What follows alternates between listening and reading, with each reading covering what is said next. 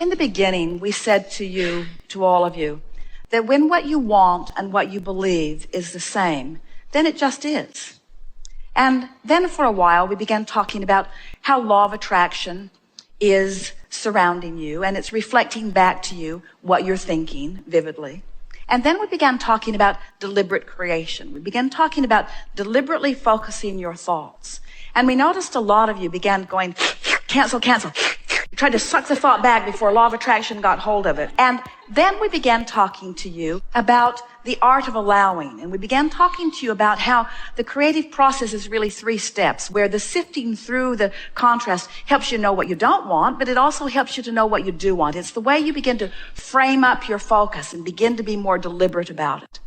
And now we're speaking to you. We want you to feel this fully, that good stuff happens and bad stuff happens, and we want you to just call it the contrast of life that is sharpening your focus. How are you going to know what you prefer if life doesn't show you, give you opportunity for you to choose? Because if you had intended not to have robust expansion, you would not have come forth into this contrast from which you are coming to these magnificent moment-by-moment conclusions.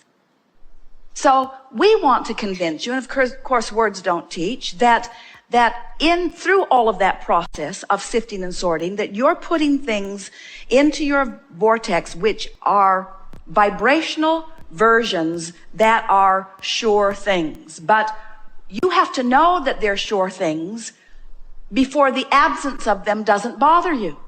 In other words, we want you to get to the place, we've said to you for a long time, that when you're in the place where you're appreciating what is, even in its absence of fullness of the things you want, but appreciating the opportunity, appreciating the clarity, appreciating the opportunity to launch, appreciating the breadth and depth of your experience, appreciating what's in the vortex, appreciating the expansion, appreciating the fact that your inner being is in there holding steady the message, appreciating that the energy that creates worlds is right there with it, appreciating that all that is, that which man wants to call God, that which we call pure positive energy, is there tending to the fullness of that which you have become. It takes the sting out of it not yet having come round fully. And it also helps when you say to yourself frequently, I never get it done and I cannot get it wrong. Think about it. The reason you can't get it wrong is because it's never done. So when you are having that experience that you call a bad experience, we would stop calling it a bad experience. We would call it a clarifying experience. We would call it a bouncing experience. We would call it a giving a birth to solution experience. We would call it an expansion experience. We would call it an experience that has made you more and giving you more reason to line up with your vortex, you see. It's not possible. This is what you knew coming in. You knew that it would not be possible for something bad to happen to you and for you to be able to maintain attention to that bad thing and that bad thing only forevermore.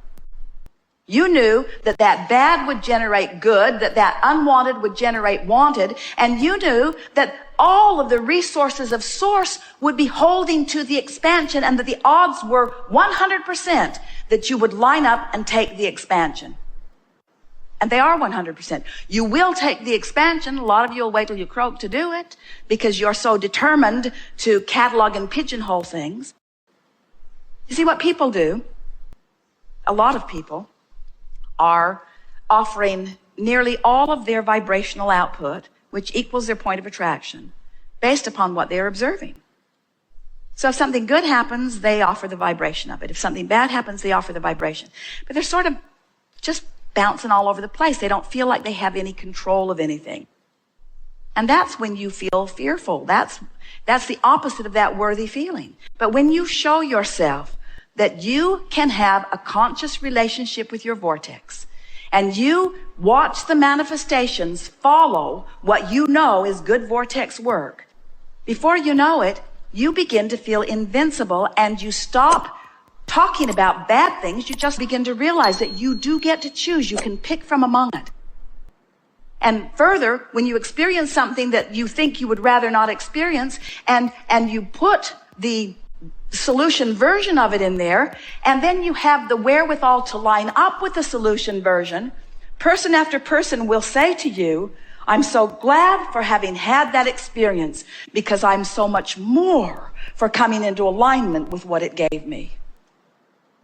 In fairness, we want to say to you that when something has happened and it has your attention, it's natural that you're looking at it and even talking about it and emailing about it and texting about it and blogging about it because it's on your mind and law of attraction is dishing up more of it to you.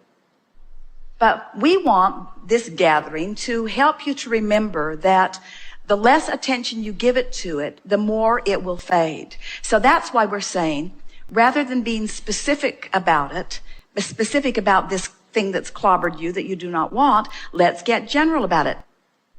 But you see, here's the thing. It's active in your vibration, and you do need to move it to a less specific place. So even though you don't want to talk about the specifics of it, here's what we do. This too shall pass. I don't have to focus upon it. Things do come up from time to time that I don't want, but they don't stay. There's a lot of things in my life that are going better. Some things are going better than others. I have the ability to focus upon the things that are going better. I've always been someone who wanted to solve a problem, and I didn't realize that in my effort to solve a problem, I was keeping the problem active. Now I'm ready to acknowledge that on the other side of the problem is a solution, and I'm going to be more solution-oriented. So I'm going to downplay the clobbering a little bit and upplay the opportunity a little bit, because I'm really good. I discovered about myself a long time ago, you say. I've discovered that I am a good problem solver. In fact, I'm such a good problem solver that I think I actually look for problems to be solved.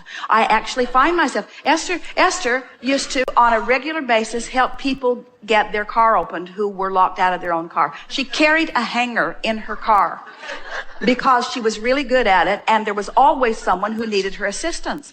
And one day, after 3 times in one day of helping someone in a parking lot, Jerry said, "I want you to leave the hanger at home." Because you are attracting, but there's something sort of fun about solving problems, because in solving problems there is focus. In solving problems, it feels good. It feels good to solve a problem. We just want you to be more solution-oriented and less problem-oriented. And what you will begin to discover is there's always going to be, you see, as you stand here and you know what you don't want, which causes you to know what you do want, at first what you do want is foreign to you, because what you don't want is more active in your vibration.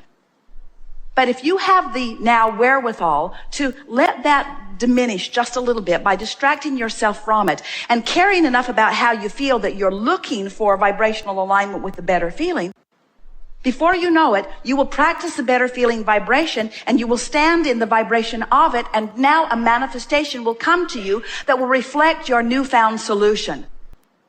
And there will be many opportunities where you will appreciate the problem for the solution that it revealed to you.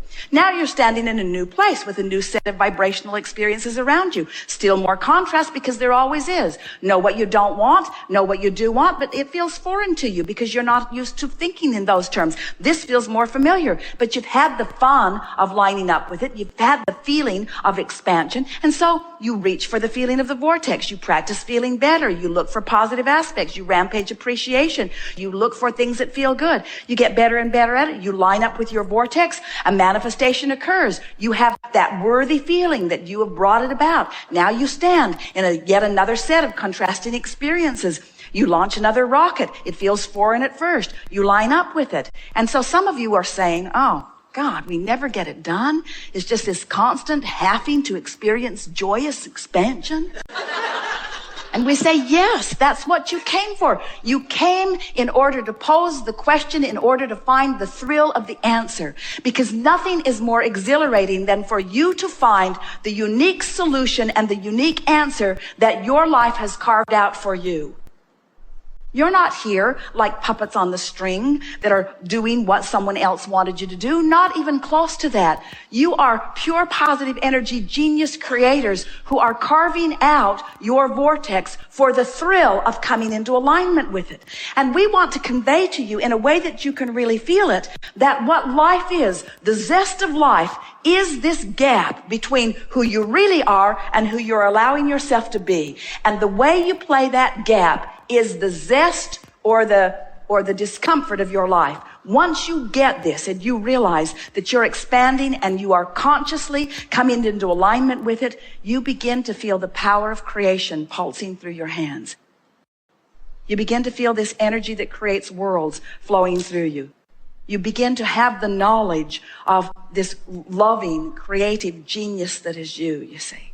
And you find yourself saying, I came forth willing to expose myself to what I initially called bad and good, because the expansion and the ride on this stream is so worth it, you see.